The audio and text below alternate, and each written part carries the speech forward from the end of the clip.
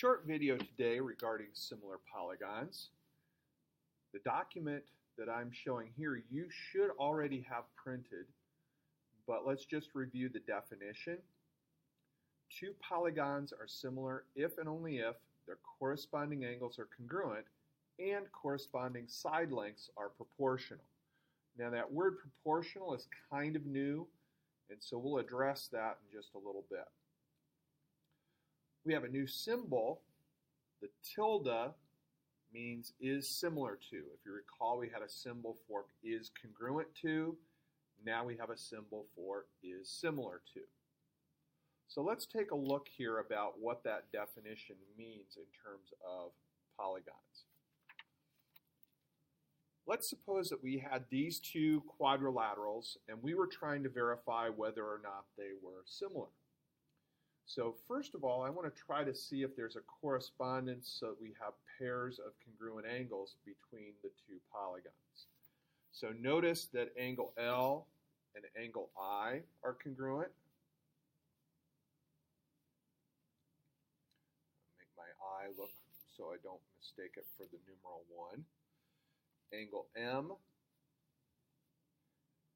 is congruent to angle J.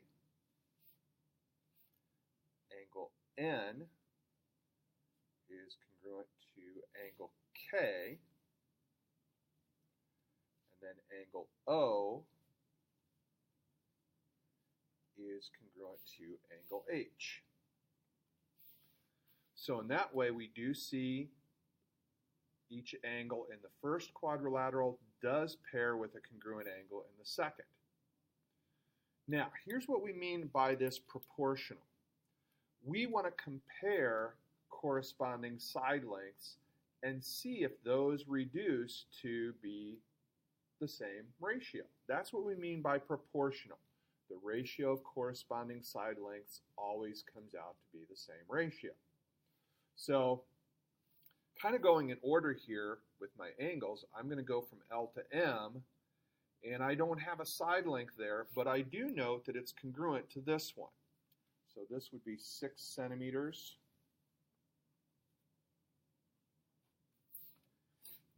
In the other quadrilateral, if I went L to M, here going I to J, that's 4 centimeters. Now what I want to determine is this the same ratio as all of the other pairs of corresponding side lengths? So I went L to M, now let's go M to N. So that's also 6 centimeters. Let's see, M to N corresponds to J to K. Oh, that one's not marked either, but it is congruent to this one. So we know that's 4 centimeters. Well, these two, we can tell, are equal, but we have some others to determine still. Okay, going N to O, we have 3 centimeters, and that corresponds to the distance from K to H, which is 2 centimeters. And then finally we have from L to O, I'm putting question marks there because I don't know for sure here. L to O is 4.5 centimeters.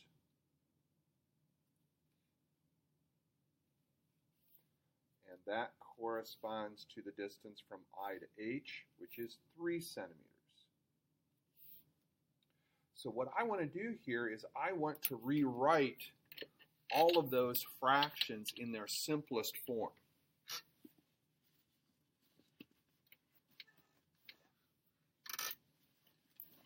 Well, I can see that 6 centimeters and 4 centimeters share a common factor of 2 centimeters.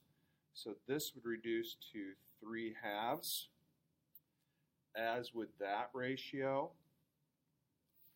In this one, the centimeter label will reduce. This one's a little bit trickier. Notice we could think of this as 45 if I multiply by 10, and this one 30. 15 will divide into both of those. 45 divided by 15 is 3. 30 divided by 15 is 2. And of course, the centimeter label reduces.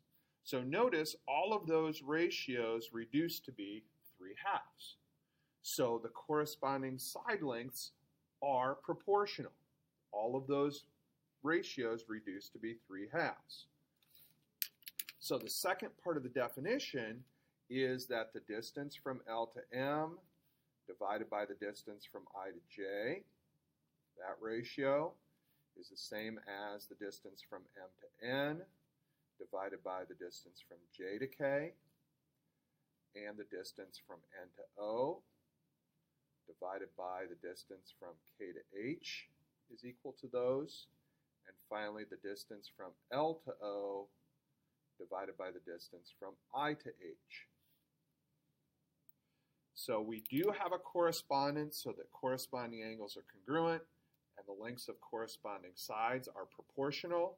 So we can say that L, M, N, O is similar to, now I have to make sure I have the correspondence correct, L corresponds to I, M corresponds to J, N corresponds to K, and O corresponds to H.